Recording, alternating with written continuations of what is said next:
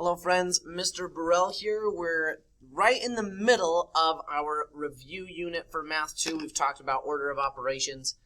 We've talked about solving multi-step equations. We've talked about the difference between evaluating, simplifying, and solving equations.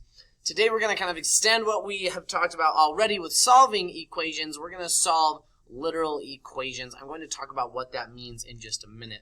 We're going to kind of continue our discussion on solving equations and here in section 1.4. So by the end of this video, this is what hopefully you're able to do, is solve equations with multiple variables. That's the idea here. And then solve literal equations for a given particular variable. Everything we've done so far has been with one variable, typically x. So we're going to extend that a little bit here. So I gave you a problem yesterday in the video / in the lesson in class. I gave you this equation, 4x plus 12 equals 16, and I said solve for x. And most of us felt pretty comfortable with this. We said, okay, well, I have to subtract 12 on both sides, which gave me 4x equals 4. And then I had to divide by 4 on both sides, which gave me x equals 1. Pretty straightforward. Not too bad, right? So if I go back here, what I'm going to do is I'm going to do the exact same steps. I'm going to follow the same process that I just did, except I'm not going to simplify anything. For example, so over here, let me write it over here. 4x plus 12 equals 16. First, I need to subtract 12 on both sides. So I'm just going to leave this as 4x equals 16 minus 12. I'm not going to simplify those together. Then on both sides, I have to divide by 4. Cancel those out. I'm left, if I don't simplify this, if I just leave it, I'm left with x equals 16 minus 12 divided by 4. See that? I didn't simplify anything. I didn't combine any of these like terms. I actually didn't do the subtraction or the division. I just left all the numbers there. So I have x equals 16 minus 12 divided by 4. If I simplified that, 16 minus 12 is 4, divided by 4 is indeed equal to 1. So, kind of similar process. Okay, Mr. Burrell, why would we just not simplify? Well, let me show you. So, consider this. I just kind of stole this from, like, kind of a physics example, if any of you are in physics. So the force of an object is equal to its mass multiplied by its acceleration. It's not incredibly important that you know what the equation for force is. You'll learn about that in physics class. But I have this equation, F, or force, equals ma, or mass times acceleration. It says Mr. Burrell has a mass of 83 kilograms and the acceleration of gravity is 9.8. How much force is being pressed down on Mr. Burrell? Well, force is equal to mass, and Mr. Burrell, me, is 83 kilograms, times by acceleration, which is 9.8. And 83 times 9.8, let me grab out my handy calculator, is 813.4, and that's going to come out to be like newtons. Anyways, this is probably something that you haven't done before as far as like this equation. But if I give you this equation, force equals mass times acceleration, and I give you a mass and an acceleration, I can multiply those numbers together and figure out what the force is, okay? So, now consider this. I have this equation, F equals ma. I have a bunch of variables. F is a variable that stands for force. M is a variable that stands for mass. A is a variable that stands for acceleration. So what if I wanted to solve for mass in this equation? If I had force equals mass times acceleration, and I said solve for m, what would I do? If I wanted to get m by itself, what would I need to do? Well, here, what's being done to m? Well, m is being multiplied by a, acceleration.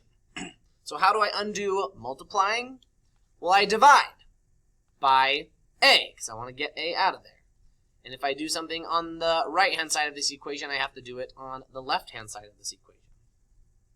These A's are these A's are going to cancel out, and I'll be left with M equals F over A, or M equals F over A. Doesn't matter which way I write it.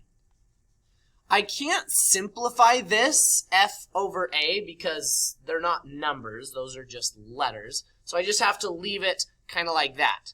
Similar to what I did over here. If I didn't simplify, this is what this equation would have looked like. In this case, since I can't simplify, I can't reduce F over A. Those aren't numbers. That's as simplified as I could go.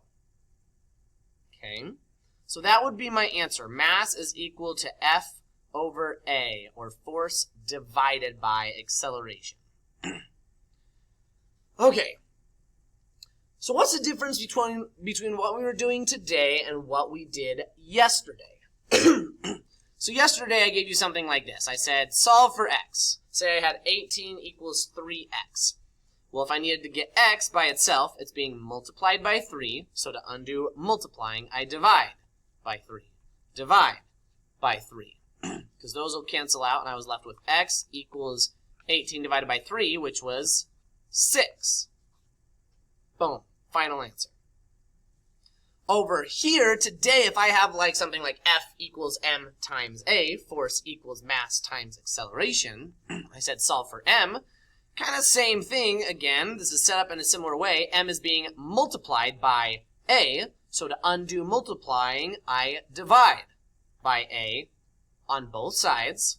The A's cancel. I'm left with M equals, what's F divided by A? Well, I can't simplify that at all, so I'm just going to leave it as F divided by A. Just like that. M equals F over A.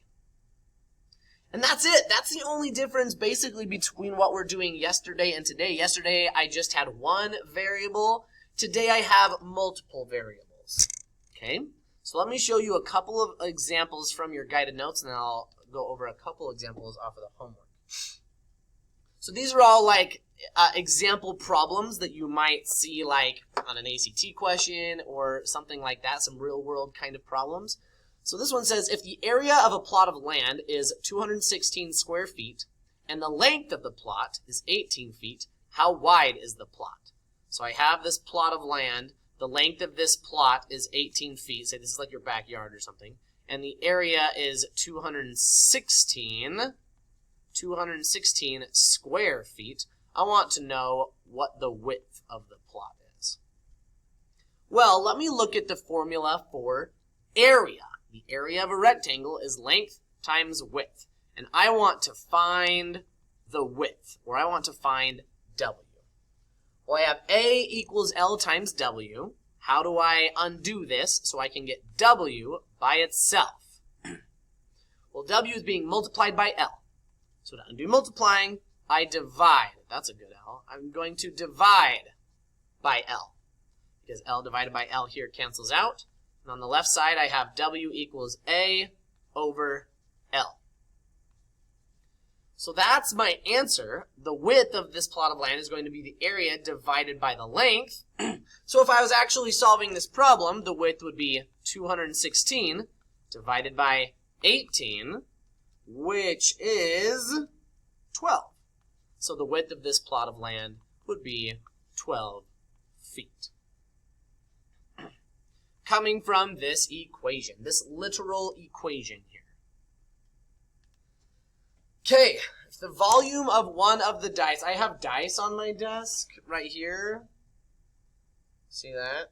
If the volume of the one of the dice on my desk is 3.5 cubic inches, what is the length of one of the sides? So I have this dice on my desk, right? And the volume is 3.5 cubic inches. And I want to know what the length of one of these sides is. Well, the formula for the volume of a cube is this right here. Volume equals one of the sides cubed.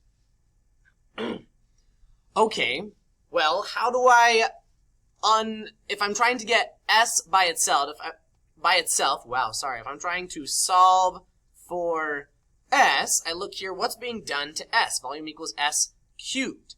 I undo cubing something, and this might be a little bit new, by cube rooting something. The opposite of taking something to the third power is taking the cube root. So I take the cube root on both sides, because this cube root and the cube cancel each other out. I'm left with S equals the cube root of V.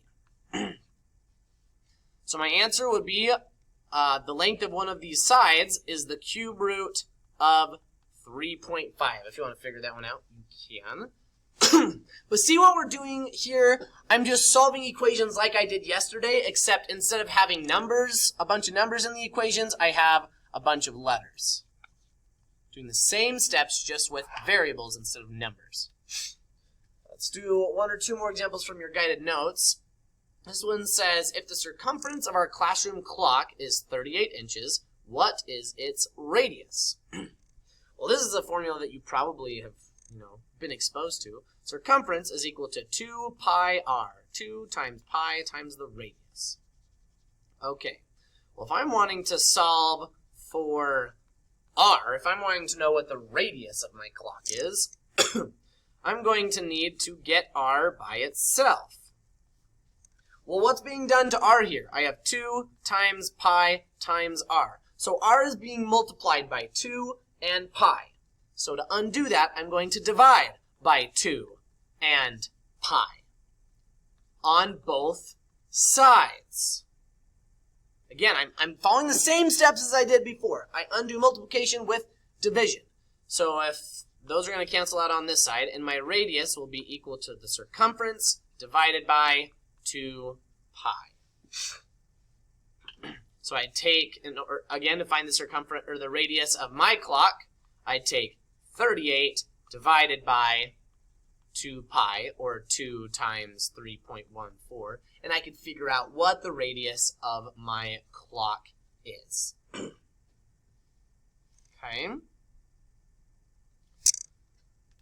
All right, let's do one more. This one will be a few more steps. So this is the formula for the volume of a cylinder. So say I have one of these bad boys, like a cylinder of soda pop or something, I don't know. The formula for the volume of a cylinder is volume equals pi r squared times h, or this is like pi times r squared times the height. And my instruction here is to solve for r. Okay, so over here, let's take a look at this. Volume is equal to pi times r squared times h. Well, what's being done to r? What do I need to do to get r by itself? Well, it's being squared and it's being multiplied by pi and by h. So first thing I'm going to do is I'm going to divide by pi and h. Those are the things that are being multiplied. Boom, boom. Divide this side by pi and h. Which leaves me with r squared equals v over pi h. Okay. Now I have r squared. How do I undo r squared? What's the opposite of squaring something? Well, that's square root. I undo squaring something by square rooting that something. Okay? Because the square root and the square will cancel out, and I'll be left with r equals the square root of v over pi h. So then in order to find the radius of the cylinder, I take the volume divided by the height times pi here, and then square root that answer. That would give me the radius of this cylinder. Okay. So before we go ahead and finish this lesson off, we're going to do a few homework examples. So I'm going to go ahead and pull up our homework assignment. We're going to do a couple examples off of the homework assignment. So we'll start with a simple one and do then a couple of more difficult ones. So on the homework assignment here, this is 1.4, solving literal equations. It says solve the following equations for the indicated variables. So here, let me get my pen back. Let's do 5 and 6 real quick. So 5 says PV equals nRT. Solve for t. So right here, this is what I'm trying to get by itself. So what's being done to t? Well, it's being multiplied by n and r. So I'm going to divide by n and r on both sides. Because on this side, n and r will cancel out. And I'll be left with t equals PV over nr. And that's it. I can't simplify any of those because they're not numbers, they're letters, so that's it. T is equal to PV over nr. I'm kind of just like rearranging these equations, getting something different by itself.